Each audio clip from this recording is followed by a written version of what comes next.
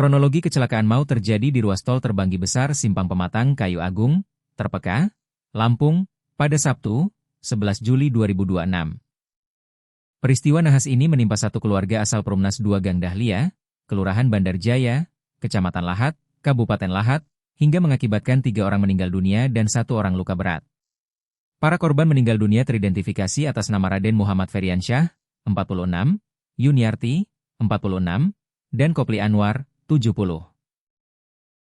Sementara itu, satu penumpang selamat bernama Azikra, 17, yang merupakan siswi kelas 12 SMA Negeri 2 Lahat, mengalami luka berat. Peristiwa ini bermula saat satu keluarga tersebut tengah dalam perjalanan pulang menuju kediaman mereka di Lahat, Sumatera Selatan. Rombongan ini diketahui baru saja menyelesaikan agenda liburan keluarga di Yogyakarta. Rekan korban Yuniarti, Okta, membenarkan perihal aktivitas terakhir keluarga tersebut sebelum kecelakaan terjadi.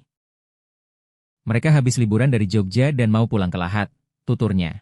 Karena hilangnya kendali, mobil Avanza tersebut langsung menabrak bagian belakang truk Hino traktor bernomor polisi B9924UY yang saat itu posisinya berada tepat di depan mereka.